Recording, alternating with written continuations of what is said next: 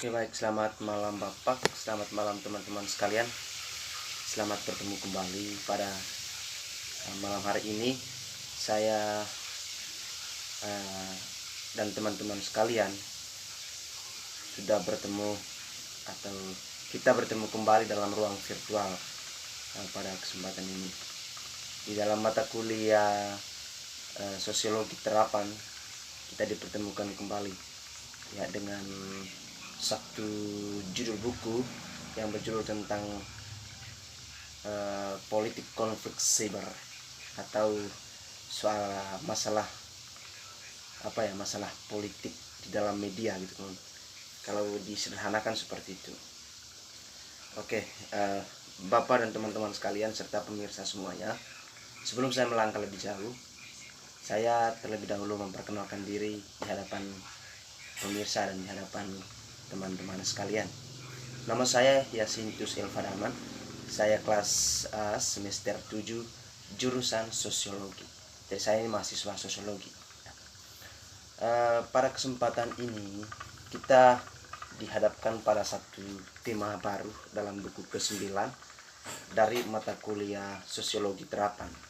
Buku ini berjudul tentang politik konflik siber ya, atau soal konflik media ya, terutama konflik yang berkaitan dengan politik, di mana dijadikan kalau kita pahami konsep ini ada beberapa konsep yang menjadi dasar pemahaman kita. Itu kita bicara soal politik dan kita bicara soal konflik, sekaligus kita bicara soal siber ya. Kita bicara soal politik sebagai sebuah elemen kehidupan kita. Kita bicara soal ada masalah di dalam elemen itu, dan siber itu adalah sebagai media.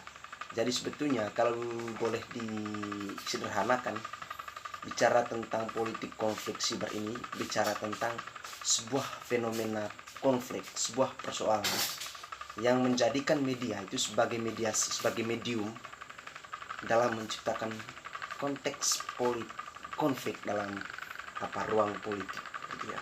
Bagaimana memanfaatkan media ini sebagai salah satu medium yang digunakan untuk proses menciptakan sebuah konflik politik gitu ya. Terutama ini kalau bicara ini sebetulnya bicara dalam dunia modern ya, di mana ditandai oleh sebuah perkembangan teknologi termasuk perkembangan media dan lain sebagainya. Oke. Pada kesempatan ini ada satu slide ini. Di atasnya dituliskan tentang judul buku ini, yaitu tema buku yaitu politik konflik siber.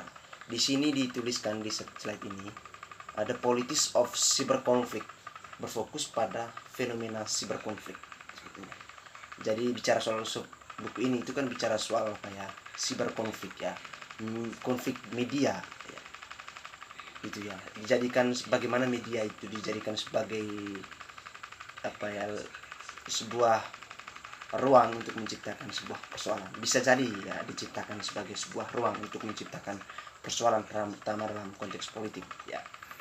Dibicarakan di sini bahwa the politics of cyber conflict berfokus pada fenomena cyber conflict, konflik di lingkungan yang berdimensi komputer dan internet. Jadi dia menggunakan komputer dan internet di dalam ya untuk menciptakan konflik ini dan melihat file. Cara itu berdampak pada politik dan masyarakat dan budaya ya. Artinya cyber konflik ini sebetulnya atau masalah di dalam media ini sebetulnya masalah yang ada di dalam dunia internet gitu ya, di dalam dunia komputer, dan ini sebetulnya berdampak pada politik ya. Atau dalam konteks politik juga itu bisa terutama memanfaatkan media itu sebagai ladang untuk bisa menciptakan sebuah persoalan ya. Itu berdampak pada politik, masyarakat, dan berdampak juga pada budaya yang ada di dalam masyarakat itu sendiri. Itu karena adanya media itu ya. Media itu sebagai medium perantara untuk menciptakan itu semua terhadap konflik itu semua. Di sini juga dijelaskan di dalam slide berikut teman-teman. Coba kita perhatikan di sini. Saya tulis tema di bagian atasnya. Ada poin penting di situ. Jelaskan bagaimana konsep tradisional dan masalah cocok dengan media global postmodern itu. Bab ini membahas masalah politik tentang bagaimana gerakan sosial baru menggunakan media postmodern seperti internet untuk mencapai tujuan politik tradisional sebagai demokrasi, kekuasaan dan partisipasi di era globalisasi. Ini sebetulnya berbicara tentang konteks globalisasi ya, di mana dalam konteks postmodernisme ini ada masalah politik sebagai sebuah gerakan sosial baru ya. Sebagai gerakan sosial baru, adanya masalah politik itu ada di dalam konteks postmodernisme yang ditandai dengan sebuah perkembangan internet ya. Persoalan ini sebetulnya ada karena didukung oleh sebuah fasilitas, adanya perkembangan teknologi ya, internet itu sendiri ya, yang bisa menjadi sebuah fenomena atau bisa menunjang adanya konflik atau masalah politik di dalam konteks ya dunia yang modern, kemodernan itu sendiri. Oke. Yang berikut, dalam istilah politik, internet dipandang sebagai wahana untuk mendidik masyarakat individual ya. Dalam istilah politik dia bilang internet dipandang sebagai wahana untuk mendidik masyarakat, merangsang partisipasi masyarakat, menggunakan opini, pelonggaran akses warga negara ke pejabat pemerintah, menawarkan forum publik, menyederhanakan pemilih, pendaftaran, bahkan memfasilitasi pemungutan suara yang sebenarnya. Oke, dia juga memaparkan sisi-sisi yang lain, bukan saja konflik ya. Bagaimana internet itu sebagai media yang paling tepat, paling baik untuk kembang sebuah komunikasi menggunakan ruang virtual sebetulnya ya. Bisa merangsang partisipasi warga, menggunakan opini publik, mengukur opini publik, pelonggaran akses warga negara ke pejabat pemerintah, itu semuanya bisa kita manfaatkan dengan menggunakan internet. Yang berikut itu tentang politik internet. Di slide berikut itu tentang politik internet, demokrasi, partisipasi, kekuasaan, demokrasi di dalam politik internet. Di sini dijelaskan untuk membahas hubungan antara demokrasi dan internet itu akan berguna untuk memasukkan konseptualisasi istilah demokrasi sebelum kita menerapkan teori politik demokrasi untuk penelitian internet ini. Jadi dia menekankan soal adanya istilah demokrasi, pahami dulu itu ya. Istilah internet melahirkan jenis partisipasi baru dalam pemerintahan sehingga menantang tradisi jenis demokrasi nasional, di mana bentuk-bentuk baru konfigurasi kekuasaan dapat muncul antara individu yang berkomunikasi. Bisa dibilang informasi itu adalah sumber kehidupan demokrasi ya. Dengan mengingat hal ini, dapatlah kita bicara tentang politik baru di internet dan di demokrasi. Bicara soal demokrasi juga, bagaimana kita menjadikan internet itu sebagai ruang virtual yang sangat efektif dan efisien dalam menciptakan sebuah wacana demokrasi, wahana demokrasi yang baik dan efektif. Oke, berikut ini juga dibahas tentang satu slide lagi, membahas bagaimana konsep dan isi tradisional cocok dengan media global dan postmodern.